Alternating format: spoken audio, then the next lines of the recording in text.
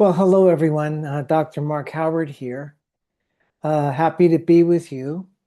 Just wanted to share a point about how we use this power we have to think and how we can really be very practical in helping ourselves look away from the troubled thinking we've learned to think through our lives and thereby keeping ourselves in a nice space.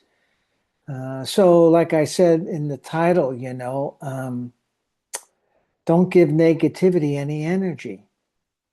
Don't give it the time of day. Really, just ignore it. So, what is that all about? How can I say that to you? Well, before understanding the principles and the teachings of Sydney Banks, I thought negativity and positivity were on an equal plane. Though, my bias had been to really engage more negativity than positivity. Judgments, concerns, problems. So, growing up, I learned to live in that way of thinking about life. And it would seem to me that positivity would just come up every so often. I mean, not that I was in a severely depressed state or in a lot of negativity, but it just seemed to me that I gave more weight to negativity than positivity. Um, but once I listened to Sydney Banks, I realized that two things. One, these feelings are just being made up. They're being created by the way I have learned to use my gift of thought, how to think moment to moment. An example of that. And again, it's all innocent. We can't avoid learning ways to use thought in terms of the multitude of ways, uh, in terms of, like I said earlier, being judgmental, seeing things as wrong, being critical of ourselves, living in self-doubt, also living in joy and laughter and understanding with our friends and family. All of that's being created through thought. But but really, um, the creating of negativity through thought leads us astray. And so first, I'll share how innocently we learn different ways to think negatively or critically or judgmentally. And I've shared this before, but I want to just share it with you all now on this video. I can remember now looking back to the truth that we all learn how to think about ourselves. I can remember my first grade class where it seems that I really picked up comparing myself. Really don't remember comparing myself much prior to this time in the first grade. When I was with friends, we were more, I don't know, just having a good time, going on a bike ride or um, playing some basketball or something like that. But I distinctly remember that when we came to learning math in our first grade class, the teacher put on the board a graph with all our names with different color pins. And then across was all of our assignments, our tests, and so forth, the grades we got in them. And so as we proceeded through the month, even, pins would be moved. The grade you got on homework, the grade you got on a test, the grade you got on a quiz, things like that. And I remember noticing that some of my classmates were ahead of me. And it looks to me that that's when I started to think they're better than me. They are able to learn better than me. Maybe I'm not so good at math. So over time, during that year in that class, looking at the comparisons of these colored pens, I picked up comparing myself, a habit that continues, you know. You can't get rid of habits completely, but you can understand that you just learn to think about yourself a certain way.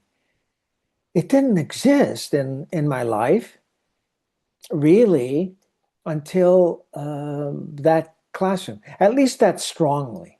I know that at home, sometimes my mother or father would say to me, your sisters are doing better than you about this, they're eating all that's on their dinner plate. But that didn't hit me, uh, you know, as deeply in terms of thinking about myself with comparison as that math class. And I've carried that through. And that's just one way of thinking that has me feel some way about myself. Um, Either way, but mostly comparing myself to colleagues or friends that are doing something that I think I should also be able to do. See that comparison, and then I feel bad. It creates negativity.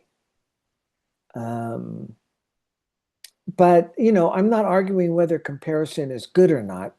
I'm just sharing with you that we've learned ways to think about ourselves and think about life that create feelings, that create negativity and create positivity. You see, I just wanted to give you that example. There's many, many examples of all of us learning habits of thought that create negativity within us. And that's just one way. I want you to see the innocence of that. Nobody sets out to make us feel bad about ourselves. And we don't set out to do that either. It's just kind of the game of life. Sid talks about the game of life. This is it. Part of it, anyhow, is that we learn ways to think that affect the way we feel about life and about ourselves. Now, why would I say that you want to ignore negativity? The other point now to what Sydney Banks has always guided us toward is to say that our true nature is love. Our true nature is beyond any particular personal thinking we have, either positive or negative. It's love, pure love, love and understanding. You see? So if that's our true nature, that's how we're meant to live, in the feelings of love and the feelings of happiness, well-being, contentment, what Sid calls the beautiful feelings. Well, then the negativity we've created through thought is not how we're meant to live. It's just how things happen as we're growing up. So that's how I could say, um, don't give negativity energy. Ignore it because it's taking you away from or hiding from you your true nature, your essence. We spend time in negativity, whatever it can be, being judgmental, being bothered, in worry, in fear. Um, it takes us away from the true nature and essence we are of love. You see? Um, so our, let's say, ability to live in more love and understanding is affected by how much we're engaging negativity. That's kind of like a obstacle in the way of your true nature expressing itself.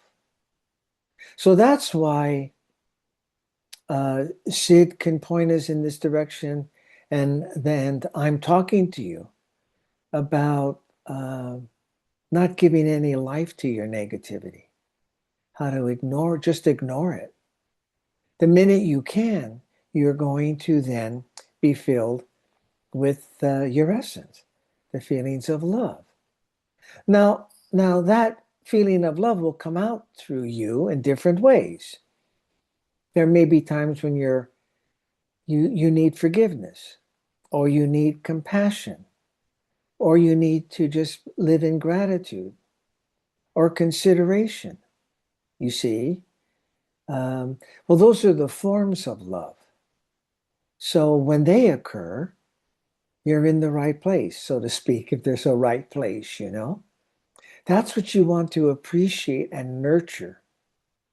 When you have a moment of just being thankful, you want to nurture that. You want to cultivate it. You don't want to just dismiss it like I used to. When I thought positivity and negativity were the same, I would say, oh, that's nice to um, have a nice feeling of gratitude. But I got to take care of getting myself fixed, or I've got to take care of this worry I have. Instead, what I'm asking you to do now is just embrace the expressions of love that come through us when they come to us, and ignore that yes, but what about this aspect over here that's got you concerned, fearful, judgmental, huh? I'm really uh, suggesting that because if you could see that you are love and contentment and all of the expressions of that essence, that'll come alive for you. You will live more in those ways of looking at life. And in those ways of looking at life is is a wisdom about how to be in life, how to be in relationships that bring you closer, that give you more understanding of the people you're in relationship with, your colleagues at work, your family members, and your spouse, your partner. And that's what we're here for. We're here to see that more in our lives so we can enjoy life, you see. So so when you embrace what has come to you through the feelings of love and understanding, you're going to live more as you're truly meant to live. You're going to find more joy. You're going to find more peace. You're going to find more understanding for the people around you and their ways. And when you live there, you're not bothered. You're not judgmental. It can't exist. Those learned ways of negativity cannot exist. But in that, you deepen your experience of your relationships, of your experience to life, of your work. Again, it's not about me. These are just ways to share with you how I've come to see this. I came when I awakened more of my true essence. I shifted from judging my work to loving it. Really, I used to sit in my mind saying, "This job's too demanding. This job is stressful. Uh, uh, Nobody's really appreciating the work I do. You see? So, of course, given that way of thinking, I'm looking for another job. But as I started to listen to Sydney Banks and take in the understanding I'm sharing with you, I just started. It just occurred to me. It's not like I practice positive thinking. Way beyond that, I just let what was making sense to me, what was resonating to me about what Sydney Banks was pointing to, sit with me, percolate. And one day I'm sitting in my office at work and I just realized, you know what? I love what I'm doing. And I really saw that it's not really like this, but there was like a force from this negativity that wasn't allowing me to just enjoy my work and really acknowledge to myself I loved it. But once it just occurred to me from this essence that we are, I love my work. I was in a different consciousness about work. I saw how much I loved the team that I was managing. I saw that I really enjoyed being able to share this understanding with my patients. I could see that I could give more understanding to my colleagues and thereby not be so bothered by their ways. Well, that's on tap for all of us. To all of a sudden see what's in front of us, what we have been doing more deeply in the essence of love and understanding. And it lightens our load. We get ways to handle demands on us. Of course, there's demands. And, in a lot of settings, what you're called on to do in your work asks you to do a lot, which looks like a lot. But coming from this understanding, rather than getting into the negativity about it, wisdom comes in to really show you ways you hadn't thought of before about handling the demands. Well, so that's just an example that um, as you awaken more and live more and nurture more, the expressions of love that come through us, like I was saying, consideration, understanding, compassion, forgiveness, generosity, and we nurture that. Love guides us, and it isn't like you can um, like uh, practice how love will guide you because again, love is our true essence. It's beyond our own intellect. But as you sit in more beautiful feelings, as you begin to look there and ignore your negativity, things come to you from love. You start to see how beautiful what you already have around you is. It's true contentment about your life. You kind of see, wow, I already have what I wanted. It's amazing. Now, um, again, that's not ignoring that some of your circumstances might be hurtful. But again, if you're looking at it, keeping your mind looking in the direction of love and understanding, rather than nurturing the negativity, you'll even see how to take care of yourself in circumstances that might actually be hurtful to you. You'll gain your personal strength. You'll gain your voice to take care of yourself. Anyhow, briefly, it went beyond like the time I wanted to spend here, but I really wanted you to see where I was coming from by being able to say that don't give negativity any energy, ignore it. And I hope that helped you see that. You can keep that in mind. You could keep in mind the guidance to not give negativity any energy. You can uh, continue to look toward ignoring negativity and nurturing more of the positivity that is within you in so much of it, so much love and understanding that you can't imagine how much there is there.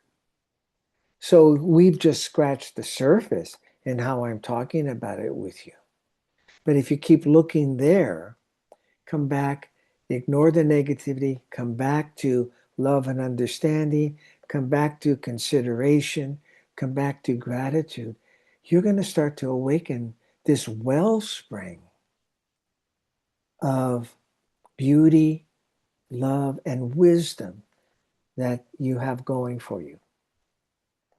So, again, I hope this was helpful. Any questions? Give me a shout out to Dr. Mark Howard at Comcast.net. Thanks for listening, and I hope you found it helpful to you. Bye.